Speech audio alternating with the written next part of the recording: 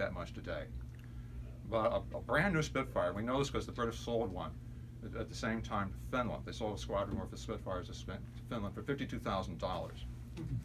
So that $5 million would have bought 100 Spitfire fighter planes for the British, or for the British if they'd had that money. It also, a new naval destroyer, like the one down here in Albany, cost about $1 million a piece to build a ship like that. So this was an enormous sum of money. I mean, 100 planes a fighter wing. It's not just a squadron, it's a whole fighter wing. It's a lot of people. So they had this huge slush fund. At one point we know for a fact that Hans Thomson, the German charge d'affaires, who was the top German diplomat in the United States, based in Washington Embassy, asked Berlin for permission to stop keeping records of how he was spending the money. And it was granted. Whoa. It was granted. Well, I mean, why? Why did the Nazis give him permission to not keep records? Well, they knew full well this was an act of war. This was a profound act of war. After all, only a couple of years earlier, they had rigged a plebiscite in Austria to approve the Anschluss, which was not really violent. Did the Austrian people really want that? Who knows? You know, but they never really got to decide it. It was just sort of imposed on them when Germany took over Austria. They probably would have approved it, but we don't know. They still rigged the election, and they of course didn't exactly play fair. They had phony elections in Germany, so it was something that they were used to doing. So you know, I mean, they were here really a serious way, trying to stop Roosevelt. Why did they want to do that? Well, there would be two reasons why they want to do it. Either they would just generate enough confusion and resistance here in the United States that Roosevelt couldn't help Britain prior to the election, or even better, if he could lose, then you'd have a very long transition to a new and completely green president. Inauguration day in those days wasn't in January; it was in March. There was a long transition, you know, during which the United States would basically be paralyzed. And that's what they wanted, because they knew, you know, they needed to keep the United States out of the war. So this basically provoked a major rewrite, and I tried to sell it, and it went on for a little while. I think maybe the moment wasn't right. Well, what happened is when 2016, about February, March, Donald Trump decides to run for president. He starts talking about America first. Well, that was like a pretty startling sort of comment, and I thought, my God, maybe there's a chance for this again. So I sent the whole thing out basically to an agent. I got one right away this time. I had really good agents before, and they weren't able to sell it. But I got the agent right away, and it didn't sell until after the election. But after the election was over, we did another quick rewrite on it, and then it did sell, and it sold pretty quickly then. So that was almost exactly a year ago now. So Blackstone Publishing put it out. They were the publisher. They're based in Ashland, Oregon. They actually moved this out pretty quickly. It's hard to get a book out. You can do a hardcover book or major book like this in 6 months, but generally that means cutting a lot of corners you probably don't want to cut. So they got the books out there, and it went into the, you know, basically here it is in the North Shore Bookstore, stores across the country. So they were Mike Tolson. Yeah. Mike and Gail Tolson, actually, they were really rushing it out because it was a little bit late even getting to them, because I think they were pushing on at the last minute and got it out here. So it's really it's been a wild ride. As the Grateful Dead say, what a long, strange trip it's been. And it really is true. And here we are. So it's great. It's really great. And so I appreciate all of you being here. But that's sort of the background story of the story. But there's a lot here, a lot in the story that occurs in Saratoga. I mean, he stays in the United States Hotel. Mike was telling me before we met, or before our meeting here a little earlier, that he thought it was a very realistic portrayal of the United States Hotel. It was getting very decrepit in those days. The hotels, the big hotels, the old Congress Hall, which was taken down after World War I, but the United States Hotel and the Grand Union were basically built around the railroads. So in the new motor automobile age, they were sort of out of place. They were having a hard time getting business, and they never really quite recovered from the Depression. They did okay up until the end of the 20s, but after that they really struggled. They closed during the war. Grand Union opened briefly. The United States was torn down. Hotel was torn down in '46, so old Saratoga people will know that. you know, and the United States tried for a few years, in an effort to save the United States Hotel. It did fail. It probably was doomed because it was, in fact, the largest wood frame building ever constructed. Actually, my and Dick's granduncle was a fire captain in the city of Glens Falls. And so apparently they threw a party when they tore down the Grand Union because they knew if the place ever caught on fire, it would create a firestorm that would take out the entire city. Wow. They really were scared. They knew it was just an incredible disaster waiting to happen. So, you know, that was the whole chapter in Saratoga history went away. Riley's was demolished in 1996. That probably was doomed too. It was built on the edge of Lake Lonely. It was slowly collapsing into the lake. The kitchen, the time that I saw it, the kitchen wing was already like half gone. There had been like high school proms had been held out there, but apparently the octagonal, so they had a sunken octagonal floor in the little ballroom that had collapsed, and they couldn't use that anymore. They had to dance around it and so on. So it was slowly failing. Although it was an astonishing structure. There was inside this huge octagonal ballroom. There was a sunken octagonal floor with this blue light overhead, and of course they had a big stage in the front. Overhead was a giant canopy on a silver frame, and there was like a railroad track around the top of this thing, on which colored lights played out against the far walls, and they just rotated constantly. Really awesome. So a lot of the action takes place in there, and of course he goes to the track. And part of it he goes up to a mythical sort of house on North Broadway, but it's sort of a composite of places, and he meets a woman who lives here as a socialite and an old school aristocrat who's sort of down on her luck a little bit, and it sort of goes on from there. And I don't want to spoil too much of the story beyond that. I'm getting kind of dangerous. I'm getting dangerous country now, but he goes. I might read a little bit of that if you'd like a reading. And, Yes, please do. Oh well, okay. I'll read the section. I'll tell you what. I'll read the section where he meets Daisy, who becomes his girlfriend, and actually Daisy is an ongoing character. I should say before I go too much farther on this. We will see these characters again. All right. Blackstone, I am extraordinarily pleased and proud to announce, this just very recently happened a couple of weeks ago.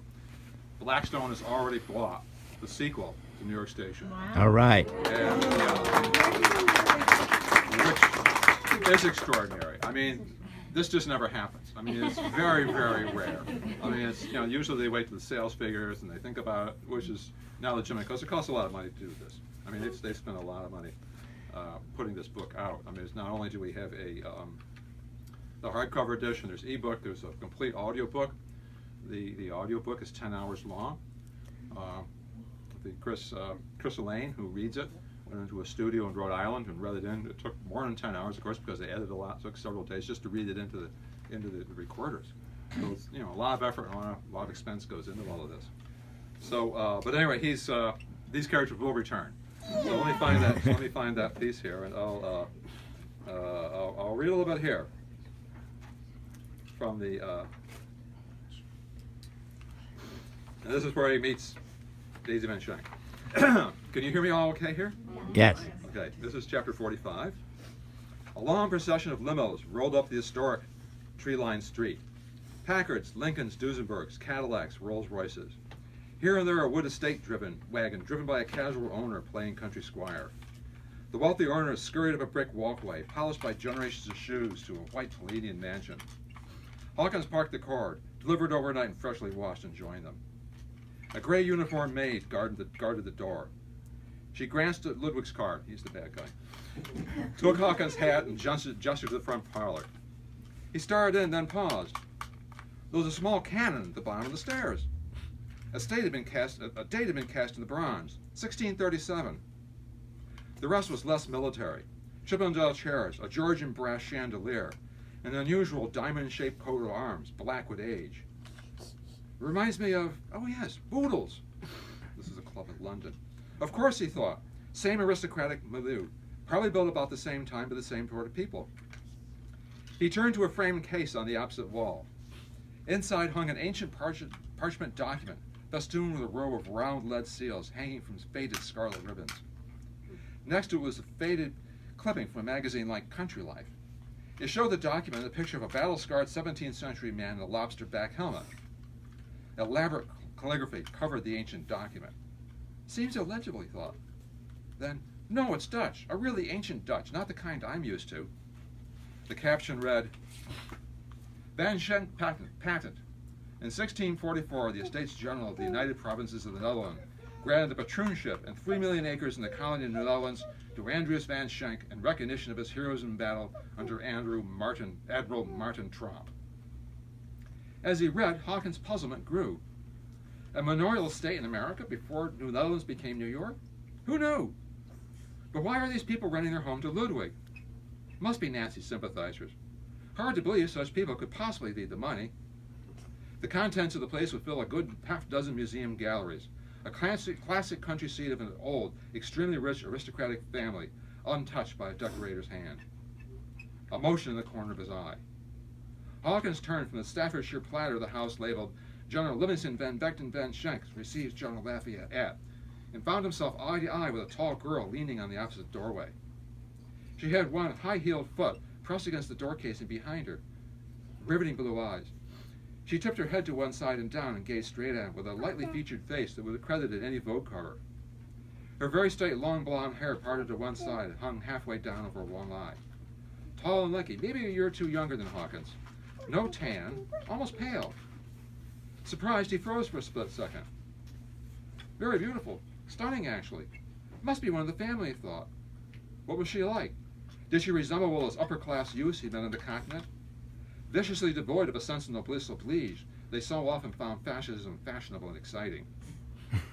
You read Dutch, she said? A little. He glanced back at the patent. It says the Estates General of the Netherlands declares Andreas van Schenk patroon when they ruled New York 300 years ago. Very good. Most people think it's German. Wouldn't want that. No? Definitely. I see. She had a low, almost whispery voice and spoke with a clearly enunciated American private school-like accent. Long A's and dropped R's, with a slightly hard, almost gravelly edge common among New York society. I'm Roy Hawkins. Daisy Van Schenk. Ah, I rather guessed you were one of the family. He decided to needle her a little bit. You don't look like a hard-charging business lady to me. She tossed her head back with a small smile. What does a hard-charging business lady look like? I'm not sure, really. What do I look like? I'm still working on that, but it's pretty good, whatever it is. The smile broadened. She showed a wide wry of perfect teeth. I see. You don't look like a Nazi. I'm not. Are you? No. That's good. It is? Why are you here then? I'm a businessman. Why are you renting to them? Her mouth pulled back a little bit. It was a mix-up. I was going to Newport, so I decided to let out the house. Then I changed my mind. Turned out they only wanted 3 meetings, and they wanted the worst sort of way. So I held out until they made me a great offer. Had no hint who it was. I see. It's a smart business lady who knows how to hold out before letting them in. Yes, a real hard charger doesn't let on he's desperate. He just comes on firm and confident. That's what really impresses a lady. That's always been my strategy. You have to know how to do your business and hers. Yes, a woman has to be picky about her business. Are you a hard charger? I like to think so. That's good. You hard-charging businessmen better sit down. You're going to miss your meeting. Hawkins heard something over his shoulder. Ludwig was getting ready to speak. Thanks. He lingered a second. I will see you later. She flashed him a big smile as he walked into the large parlor. Yeah. I hope it's good. Anyway, we'll see. Very good. So, I don't know if anyone wants to ask any questions for a while. I think that maybe that'd be. Is that on North Broadway? That's yes. It's set on North Broadway, so it's not. There aren't any actual 18th century mansions up there, but it's a little dramatic license. I could do that. There's a number of pieces of dramatic license in the story, but I mean, sometimes you just have to do that because nothing would fit otherwise. So, yeah, Roger and Paul. Yeah. The name escapes me, but the British intelligence group that was in Rockefeller Center. British Security Coordination. Yeah, right. Yeah. Yeah. So, given the time period, were there from your research, the probability of the Soviets being, active in New York would have been quite high. Were there any close encounters between them, the